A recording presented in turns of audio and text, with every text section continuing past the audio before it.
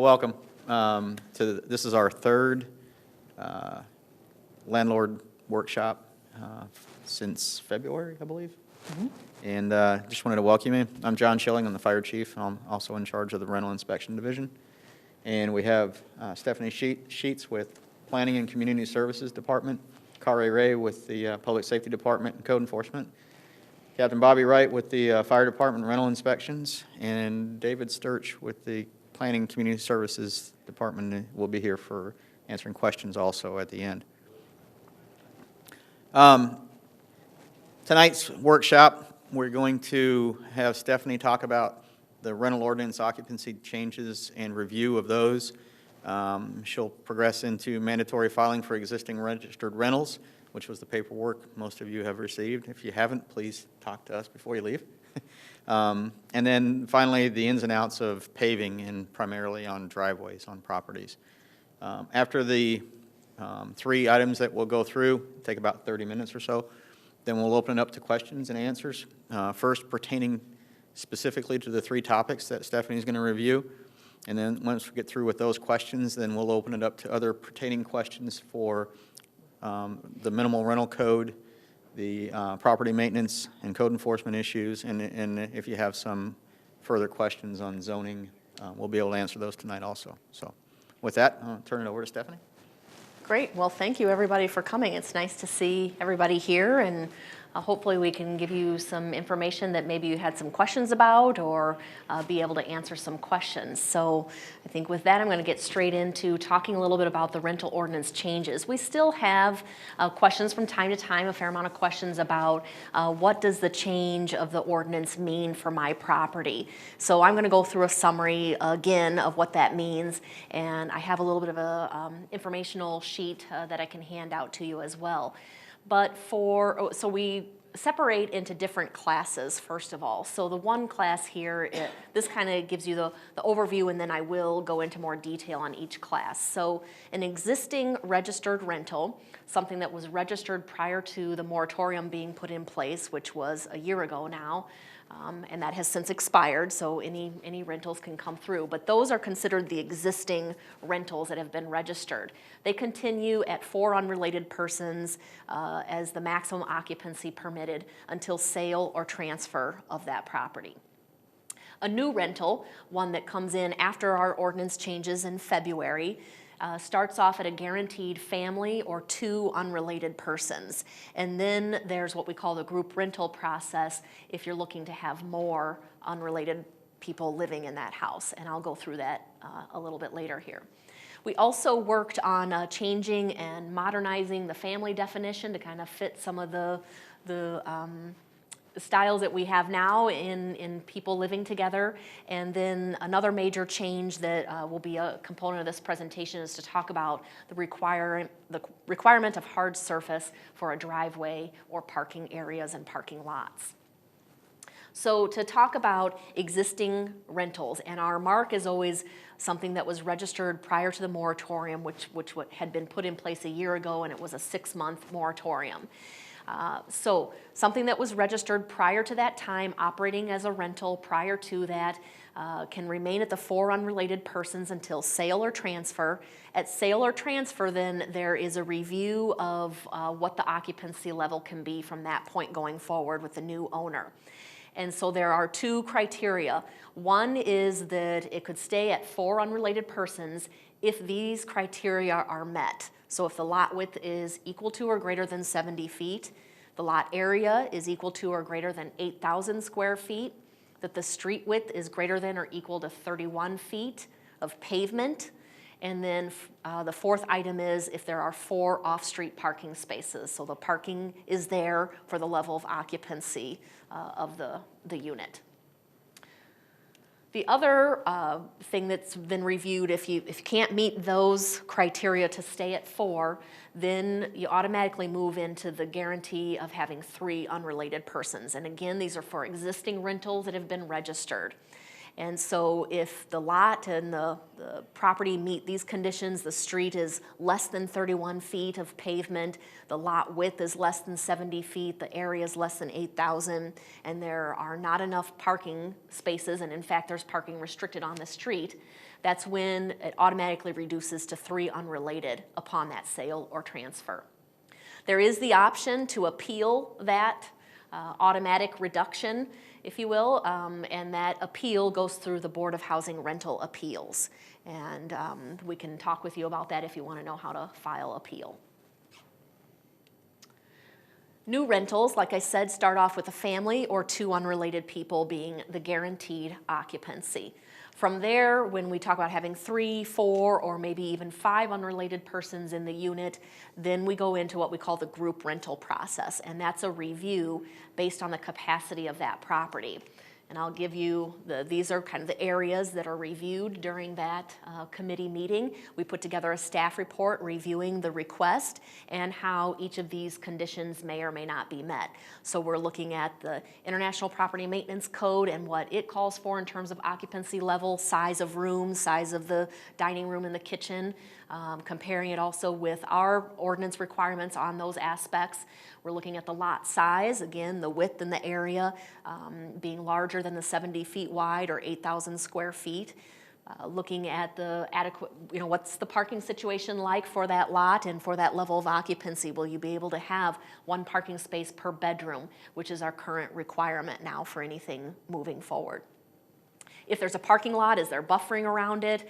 We'll also be trying to find out if we happen to know of any instances of maybe localized flooding that might be of an impact, or if we have a strain on our sewer system or anything like that. We're trying to factor all of that in because that can weigh into how a property works and how the neighborhood can be impacted.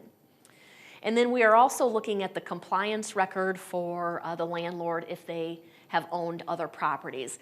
So if we've had an issue before and it's immediately been addressed and there's been no landlord accountability points issued to that landlord, then we consider that that person is, every once in a while something's going to happen. You can't control your tenants all the time, but that's being addressed and you're taking as many steps as possible to address those.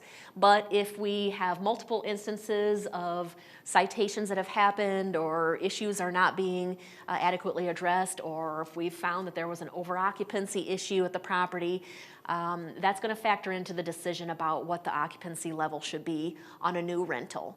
We don't want to perpetuate issues that we've had on other properties on a new one.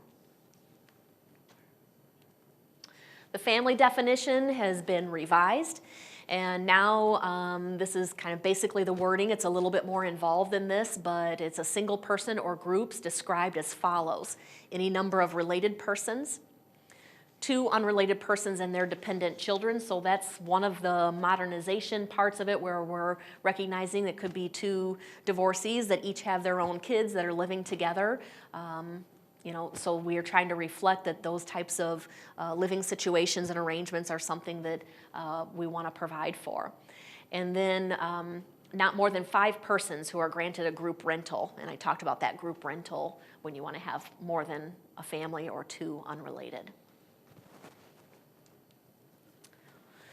The other thing that we wanted to go over, and hopefully by now many of you are aware of this requirement, that a single family unit and a duplex unit, we need to have some what we're calling baseline information submitted about that, and the deadline for that is coming up. Next week, August 18th is the deadline.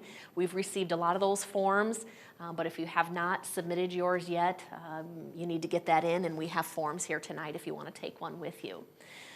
If those are not submitted for these types of units, for the single and duplex units, there is a strong potential, and the ordinance calls for revoking the rental permit.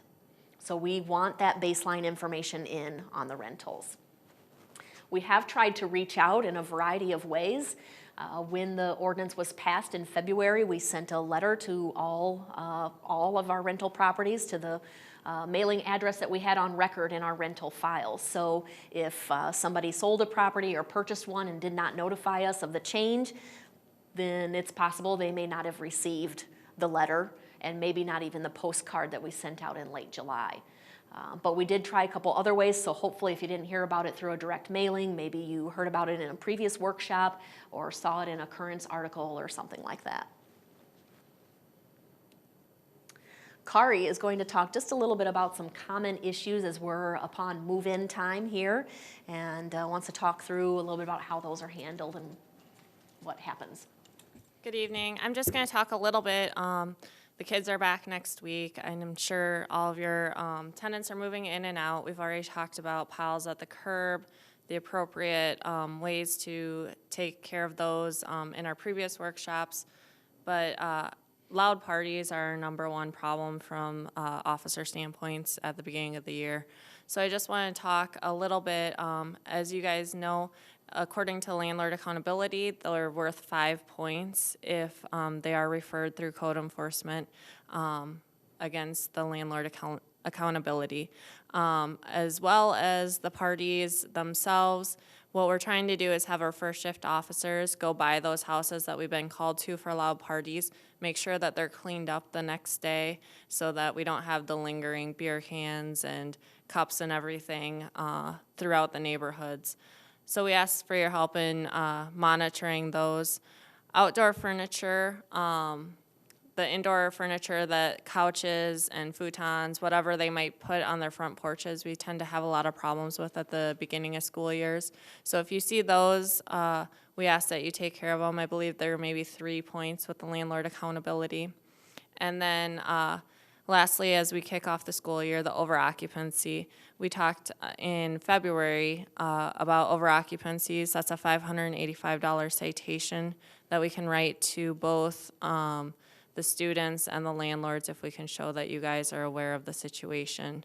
So monitoring your properties is our number one, asking for your guys' help to make a collaborative effort to make our rentals successful here in Cedar Falls.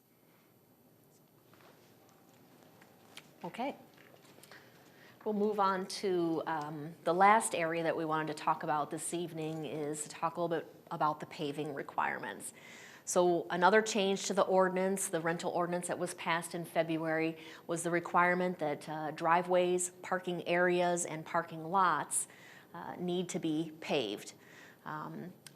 What I should say is that it needs to have a hard surface. So I have a couple images here of what a hard surface looks like, and then I've specifically put up here that hard surface is not a granular type of surface. I have had people ask about doing a seal coat. That's granular, so that would not be permitted. It needs to be a hard surface. And I'm going to walk through a couple of our zoning ordinance requirements on paving and where driveways can be and parking lots, because as we see these coming through with the land use permits to do the paving, we'll be reviewing to be sure that these things are met. And obviously, all of you are probably thinking about your situation, and every situation is a little bit different. So if you want to talk one-on-one about a specific property, we'd be happy to do that. I've had a fair amount of calls. Also, David in our office has fielded a lot of those calls, and Iris from our office also. So we have all of our planners here that you can feel free to speak to about this.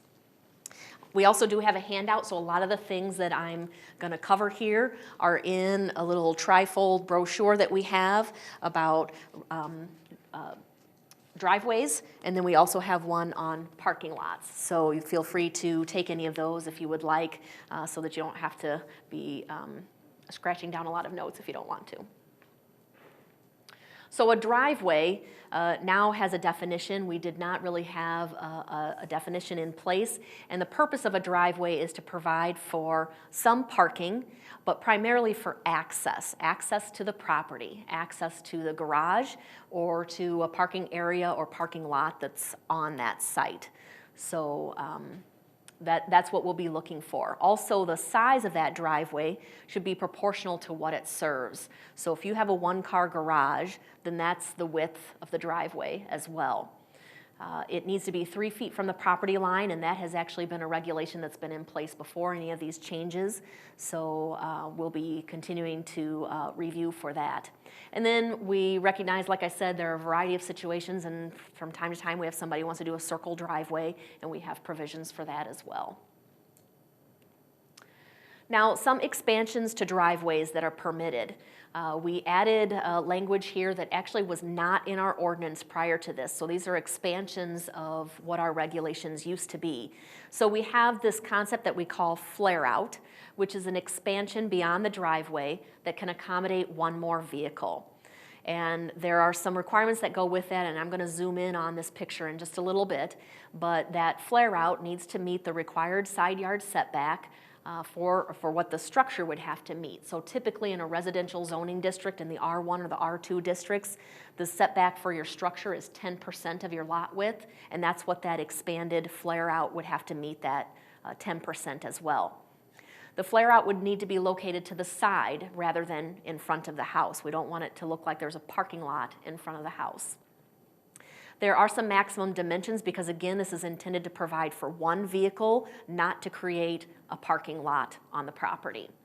And so 10 feet in width and 25 feet in length is allowed. Then there is a taper that we're coming into that flare out that we permit, and that all starts beyond the right-of-way line, so it starts on your property.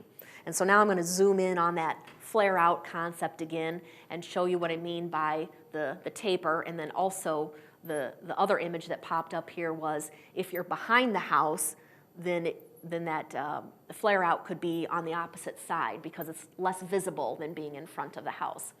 But here you see on the zoom in for the flare out, the 25 feet in length, 10 feet in width, and then the taper, that 1-to-1 concept for that angle, creating that 45-degree angle is whatever the width of that flare out is, that's the additional length to create the taper in that triangle. And again, this is in a handout, and we can talk about it more if people have questions. We also have a concept that we introduced that wasn't there before in the ordinance about a side yard extension. And this would be then having pavement along the side of a garage. And so again, just like the flare out that I talked about, the side yard setback needs to be met. Typically, again, in those R1 and R2 districts, it's 10% of the lot width. That it can be at least no more than 10 feet wide. And then also that the length can be no longer than the length of the garage. So this, again, is intended to serve the ability to have one more vehicle there. And so we have certainly had a couple situations already with some new rentals where they have 3 or 4 bedrooms in the home, for example. So they want to rent to 3 or 4 people, but they have a 1-car garage. So they have one parking stall in the garage, one behind it in the driveway, because we allow tandem, we call that 2 deep. We don't allow 3 and 4 deep in a driveway. So they have the 2 there, yet they have plenty of room in the side yard where they can add the flare out and the side yard extension. So they just got 4 parking spaces on that property to accommodate the level of occupancy that they requested for the new rental. So that's an example of how that could work. For a parking lot, I'm imagining that maybe some of you here might have a situation where you have a parking lot that you're looking to possibly need to pave. And I'll go through, I'm not going to go through each of these points. The ones that have stars next to them, I'll go through in a little bit more detail. And again, we have a handout, and we can talk about your situation in more specificity if you'd like to do that with your property. So I'll just go through the ones that we have stars on, and then we can answer any questions from there. So in terms of setbacks for a parking lot, we have this diagram that shows that a parking lot could not be located in any of the areas that are shaded here. There's a rear yard setback that varies depending on the condition. Are you along an alley? Are you along a street right-of-way or adjacent to another property line? So that's why we have some of those caveats listed there. That really depends on the situation. There's also a size limit depending on the zoning district and the number of units. There's a maximum coverage for paved area for a parking lot that could occur in the backyard. And again, the goal there is that we're not looking to see a parking lot cover the entire backyard of a property. We're in a residential neighborhood, we want to fit in with the neighborhood, and we want to have some green space. Now, that limitation is placed to just parking lots, so if there's a patio out there, that doesn't count against that. But if that patio is turned into parking or expanded for parking or whatnot, then it does start to count against there, and you can hit that limit. And so then this diagram with the shaded area shows what's considered to be the rear yard and how we would make that calculation. So we'd take whatever is the back part of the house, or if there's a addition on the back of the house for a sunroom or whatever, whatever the back end of that is, from that point to the rear property line is what's calculated as the area for the rear yard. And then from there, we do the percentage based on the zoning district and the number of units. Other elements that need to be in place if you're talking about doing a parking area or a parking lot. And parking area, I should say, is anything less than 3 spaces, where a parking lot is 3 or more spaces. So we have a little bit of distinction in terminology there. There needs to be screening around that parking. The ordinance calls for 6-foot high screening, and that can be done in a variety of ways, whether you want to use live vegetation or a fence or something like that. There does need to be some landscaping around the parking lot to kind of soften the feel of it and blend in with the neighborhood, hopefully a little bit there. And then also a walkway that helps people access from that parking that's provided to get to the house. And so if there is no walkway there and you're putting in a parking area, we need to have a walkway for people to use.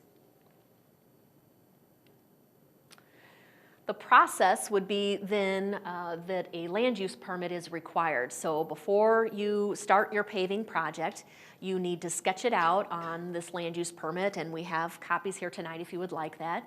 We give you kind of this graph style here so that you can indicate where your property lines are, indicate where your house is, where the driveway is, and whether you're doing the driveway improvement or if you're doing a parking lot, you show that on this diagram here and sketch that out. You also then give us dimensions of the improvement that's proposed, as well as the distance from a lot line, from other structures and that kind of thing. So give us a really good picture of what's being proposed.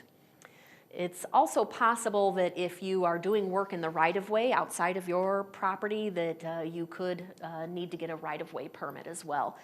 Typically for the approach coming in off of the street, for example, or that sidewalk area, that's where a right-of-way permit comes into play as well. So I think that is it. I went through those and kind of kept moving there, but wanted to leave plenty of time for questions, and then again, maybe even individual situations, and feel free to take any handouts that we have here. I mentioned that we had the form for the existing rentals that need to file. We have that form here tonight if people want to pick that up. It's also on our website. I have a little bit of what I'd call a cheat sheet on that occupancy level for existing registered rentals that I went through. So if you want to take that, you're welcome to do that. Then the residential parking lots and the driveways that I covered, we have some handouts there. And finally, the land use permit if you're getting ready to do a project, or if you'd like to talk about, hey, I'm going to have this project coming up because Bobby was out and he told me in 3 years I need to get it paved. I want to know what I need to do, and I want to think about the timeline to get that accomplished, or what the cost is going to be. Certainly sketching that out on the land use permit helps us all know where we're going and answer questions. Okay, well, now's a question and answer time, and please keep in mind that we are recording this for replay on our website. So if you have questions, please bear in mind that, let me get to the microphone to you first before you ask the question, so it is picked up on the cameras, and at least the voice is picked up on the cameras. But before we get to that, I have a request for you.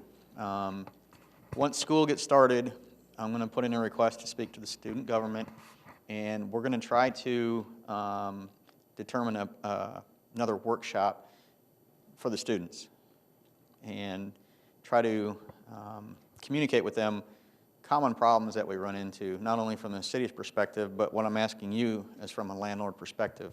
You know, the vast majority of tenants in this city are students, and with students comes issues. And what I'm asking from you is if you can just email myself or Bobby or Kari or Stephanie some of the issues that you run into and that are common from year to year. It seems like the students are always doing these things. We can bring that to them because they may not, or especially the new incoming students, may not know about those kind of things. So we're trying to be more transparent. We're trying to be more communicative with not only the landlords, but also the vast majority of tenants, which are students now. So If you can think of some of those in the next couple of weeks, feel free to email those kind of concerns to us, and we'll take them to the students when we meet with them individually. So, with that, pertaining to the 3 topics that we talked about, questions?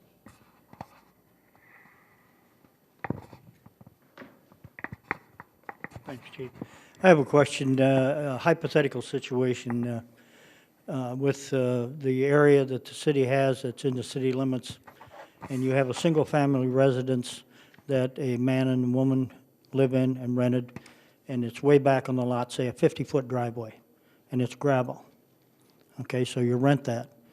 Next door is a owner-occupied facility that's on a similar lot that has a 50-foot gravel driveway.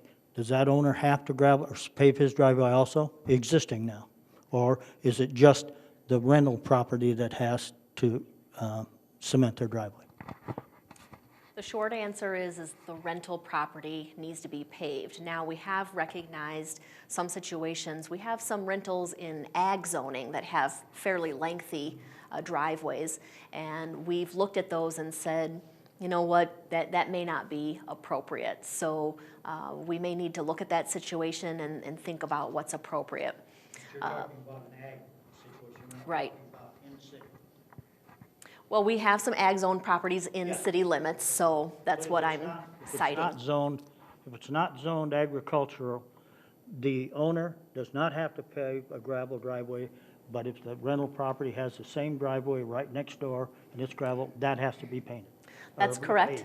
That is the situation today when a new residence, owner-occupied or rental, goes up, it all has to be paved. There's no more gravel even for owner-occupied new. I understand new.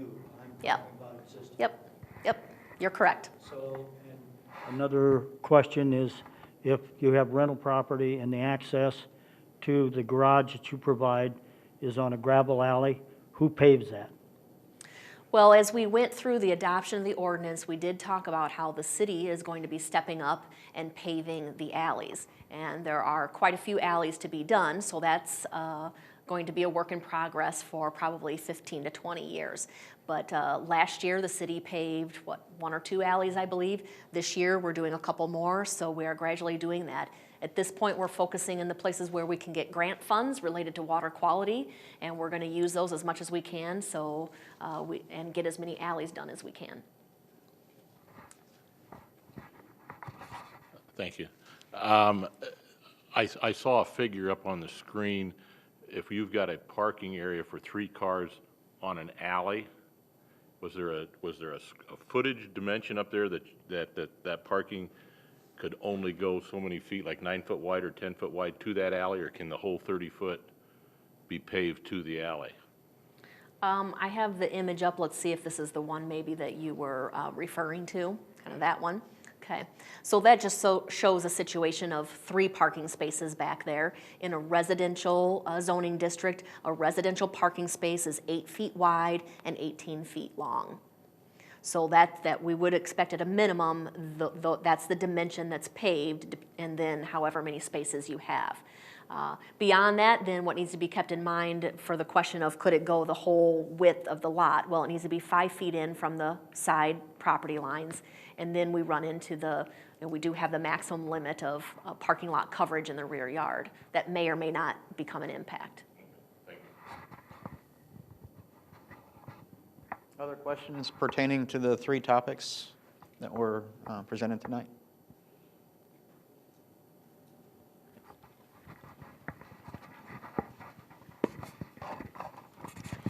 I don't have a pamphlet in front of me, but if you'd bring up back that screen that shows the 30 and the 50%, and it shows the different zones. Okay, yep.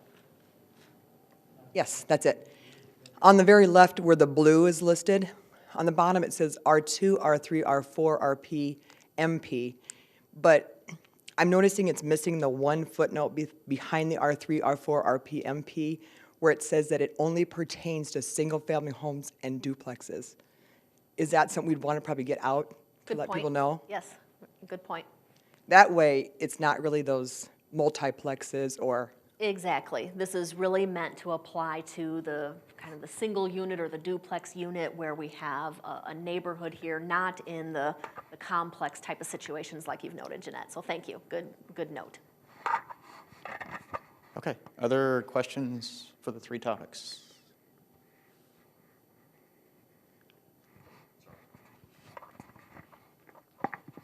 If you have a single-car garage and you have a single driveway, and right now there's spots for 2 cars, one in the garage, one in the driveway, and you wanted to get additional parking spot, would it be permissible to take down the garage and just extend the cement behind that so you could get an additional spot? It would be permissible to take the garage down because we don't have a requirement that a house has to have a garage. But it couldn't be done in such a way that you would have 3 vehicles stacked one behind the other. You'd have to actually create a parking area behind the house. Do that V Yeah. off to the side or Yeah. a veer. Or like whatever you're- the picture that I had of kind of that, let's get back to that picture. Oh. There, that third graphic there, kind of in the middle, how then you could widen that out behind the house. Yeah. Yep. Questions? Could you kind of put an overview out there why you want to go from gravel or a non-hard surface road to, or driveway to a hard surface driveway? Just to refresh why it's happening. Sure. One of the reasons is about water quality and about the runoff that gravel. We have a lot of different pictures of the alleys, and maybe that's contributed by the gravel parking lots to the alleys too. I'm not going to say whether for sure, but we have a lot of accumulation when that alley's coming out into the street of piles of gravel. You drive around town after a rain, you'll see that washout happening. So that's one thing, because then that's getting into the sewers and creating issues that way. So it's about water quality. It's also about a clear delineation of the expectation on where parking should occur and ensuring that it doesn't spread into areas that are not permitted based on the outlines that I've given about what the limits of that are, and to make it clear that parking on the grass is not encouraged and it's not permitted. So having that definition by that paved surface can help in that regard as well. Kind of my overview on it is when you put a hard surface down, you're going to have more runoff, which is going to increase your gallons into your sewer system. And I thought that's kind of what you were trying to alleviate was the decrease of runoff into the storm sewers. Well, certainly I think it could be argued that a gravel surface may not have quite the runoff of a totally paved surface, but it's not 100% infiltrating either. It's probably not even 50% or 75%. So really that differential is probably not that great to argue about. So that's why I said water quality is the focus, as well as the clear delineation on the parking expectation.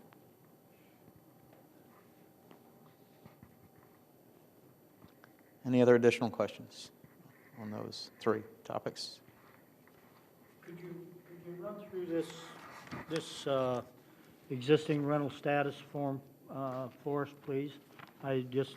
So I understand exactly what you're asking for. I know they said here, provide a copy of the lease agreement, which is absolutely something I wouldn't do. That's a violation of the tenant's privacy and a violation of the landlord's privacy, in my opinion. That's one question I had. That's going to be absolutely required. Okay, well, on that particular question, we have had people call and ask whether that needed to be submitted. And since the ordinance was passed, and the ordinance does technically call for that, so that's why you see it in the form. But since then, we have talked with people, and we understand exactly what you're saying, sir, about the concern on privacy. So we have asked that we list indicate the level of occupancy on there, indicate the people that are there, and that's simply at this point in time. Obviously, from year to year, that could change. So a requirement for the lease, we are not insisting upon that at this time. When you say provide the number of people there, not their names. I talked to my tenant, and they don't want their names listed. Okay, well, we're asking for both, and it's your choice how you fill out the form. Yeah, well, then I just don't want to be in violation, but by the same token, I have to, that's their privacy also, and they just indicated to me they preferred that their name and telephone number not be listed. So I don't want to not comply, but, I think I have to be very cautious about that also. Again, you can make the choice of how you fill the form out. We're asking for the information on the tenant. Okay, but we're talking circles here because I don't know how bel- else to answer that. Well, and I don't, like I said, I want to fill this out, but I can only fill it out so far, and if it's not filled out the way this is listed, then I stand the chance of losing my rental permit that I've already had inspected and approved and so on and so forth. I don't want to take that chance, but I also have to honor what the federal government says is a privacy thing. What we're looking for is for the information to be submitted. We realize again that the lease is a private issue, and so we're not requiring that, so we will not be kicking out anything that's submitted without that will not be automatically avoided. So we're simply looking to get information about the property, because as we went through adoption of the ordinance, we had a lot of people asking questions about, well, what's the level of occupancy of the units now? Well, we don't know that. All we know is that our ordinance allowed at that time up to 4 unrelated people. When people ask, well, what's the extent of gravel that we have out there? How many areas will have to be paved? We don't know the answer to that either. That's why we're asking for this information. Yes? Well, I know when I filled mine out, my unit was vacant. Well, it's not vacant today, so do I have to redo the form? We'll take it for the time that you filled it out.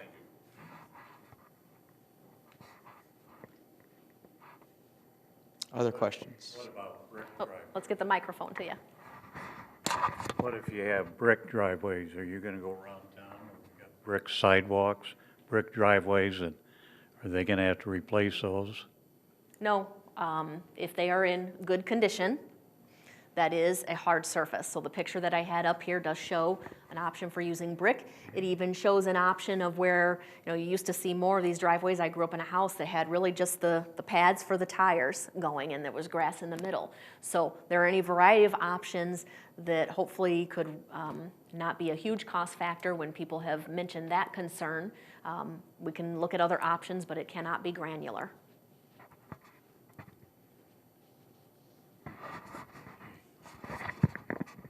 From a valuation standpoint with neighbors, don't you feel you're kind of destroying some of these neighborhoods with all these requirements? Like additional landscaping, paths, brick driveways, it's kind of like sidewalks, You're going around saying every few years you've got to raise your sidewalks. Now it's the plumbing that has to be inspected, and then it's going to be radon next. And is there any limit to what the city's going to expect without making some reimbursement? Driveways are going to cost the owner a lot of money within a 3-year period. So it sounded like a statement to me more than a question. Is there? Well, don't you feel that the requirements you have on concrete's going to make a lot of properties look like they're pretty much no rear or backyard, a lot of concrete? It looks like to me. Well, and that is why in a unit where maybe there's a duplex there and they want to keep the occupancy at 4 in each unit because they've got 4 bedrooms, and then we're talking about 8 parking spaces. Yeah, that is a fair amount of parking that could be happening in the backyard. And so that's why we introduced the maximum amount of parking lot that could be in the rear yard so that it doesn't take over the character. Yeah, but where will they park otherwise? You're just kind of restricting, right?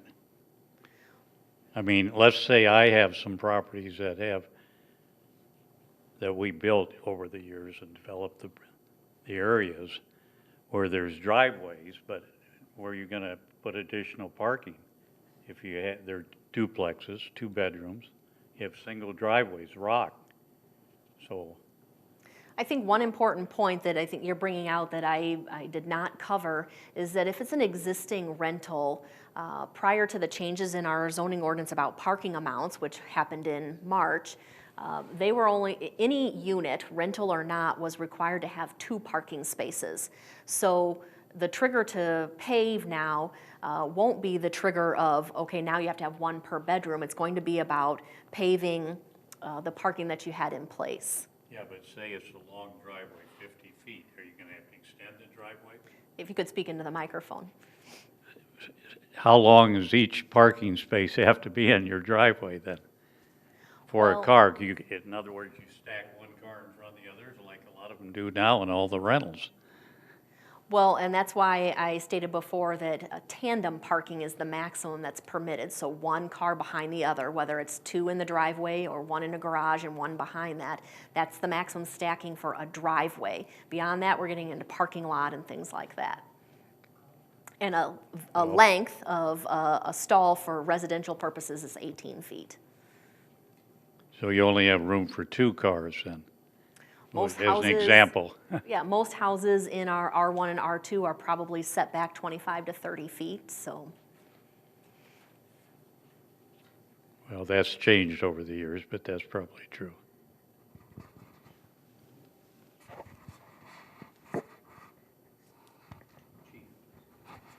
The sailor transfer, has there been anything discussed as far as that goes when it's passed on to a family member, as we had our meeting one time and Yeah. spoken with Dave about it also? Yep. Where are we with that? Well, when the council passed this ordinance, they asked that at the 6-month mark, we review any comments that we've received in or concerns that we've recognized in implementing the ordinance. And so we're at that mark, and I've been in front of the council monthly reporting on issues that have come up like that with the request of what about if it's a sale or transfer among family members? Could that be viewed differently than sale or transfer to a non-family member? So that is one aspect that the council will be taking up for consideration as they evaluate any changes to the ordinance. So we'll look to be discussing that probably in the fall.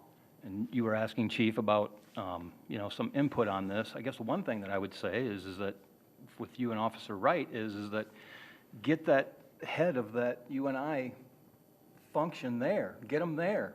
Because if you remember last year when the council was besieged the night that this was getting ready to go with all this misinformation that, was sent via text message, so all these college students showed up down here with all the wrong information. So whatever way, shape, or form it takes, get them there so we can get them the information, because it seems to be a lot of times a lot of misinformation. And I speak to these, people that don't even rent from me, college students that just, have the wrong information of, occupancy and on and on and on and on.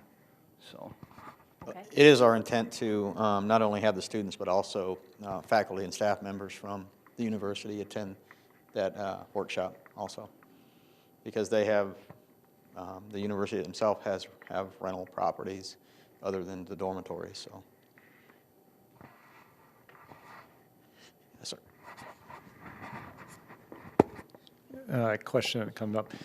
We currently have the house in our name, personal name, and we switched over, and as we've accumulated properties, have them under a business entity. And so we'll eventually be changing that property over the same way, so there'll be a sale or transfer or whatever it is. Is that going to affect this, even though it's the same people? There's no additional parties or? We've had a similar question, one other situation where we asked that person to describe that in writing to us, who's part of, the individuals that it is now and who will be part of the corporation or LLC that's being created. And if it's exactly the same, we've decided that would be okay. So we've said yes to that situation, and we had one a couple months ago.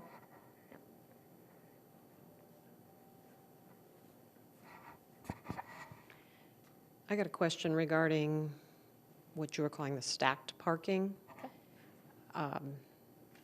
Like somebody over here had said, like, in the case of where it's a 50-foot or 100-foot driveway, you're still saying you can only have 2 cars.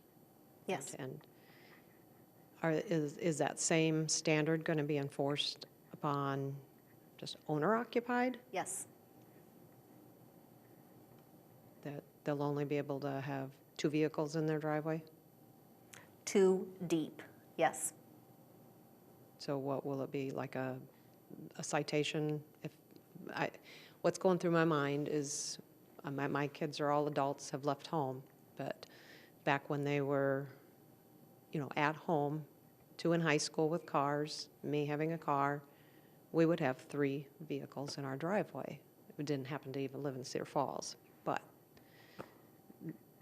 that's the scenario I'm thinking. So are you guys saying you're going to go around and cite all properties that have stacked vehicles? Well, certainly then we're going to have situations where somebody's having a party and so there's more in there, and so there's going to have to be some give and take on that. But a regular pattern that might be observed, and if a neighbor is calling in the concern about that, or if we happen to recognize that regular pattern that's happening, for a longer period of time, then we will be contacting that landowner to let them know what our regulation is. Can you explain the basis or the logic behind that too? Because if it's 100 foot and you guys are saying a parking stall should be 8 foot wide by 18 long, there's obviously plenty of space for more than 2 vehicles. Well, what we realize out of that is the practicality of how that driveway will be used, and that if you have more than that type of stacking now, is somebody parking a little bit off and into the grass and sideways from the driveway so that the other vehicle can get around, so that they don't have to back out, and that convenience factor, and actually just being practical about the behavior that might happen there. And the more stacking of the vehicles, the less often we believe we'll see them parking parallel to the driveway, actually parking in the driveway versus on the grass and that type of thing.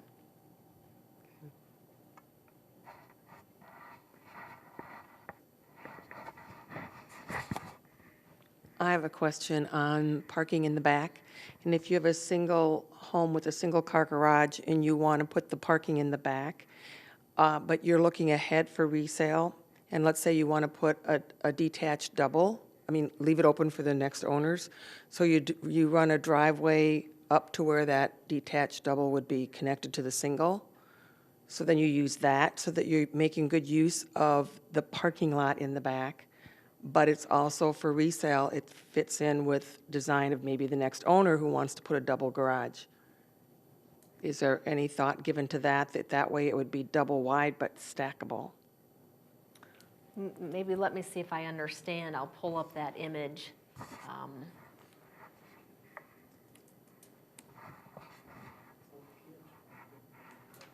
That middle image there that I've pulled up maybe shows a kind of 1-stall garage maybe, but that could be to 2. Is that kind of reflecting a little bit about your question, or? It has to come off the alley because the lot's not wide enough.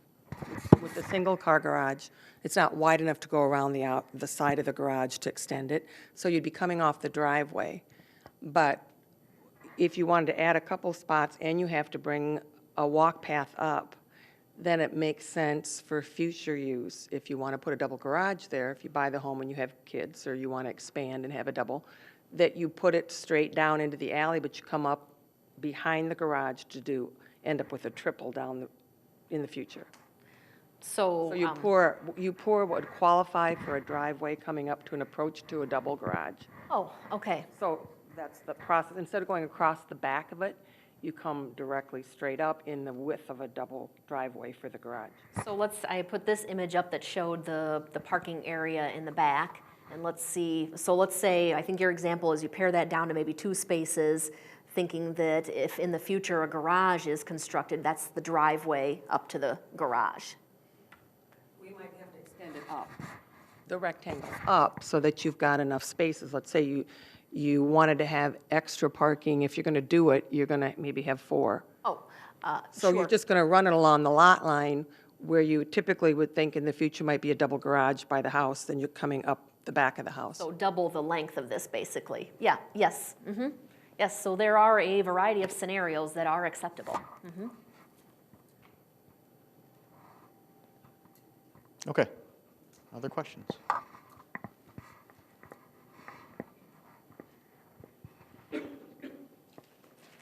Any other comments from staff? Okay, again, thanks for coming, and I really appreciate the attendance tonight. One more time, if you do have a consistent pattern, or, many of you have been landlords for quite a while and have multiple properties, if you do know of tenant issues that need to be addressed with students and/or university faculty and staff, please let us know so we can bring those concerns to them also. Thank you.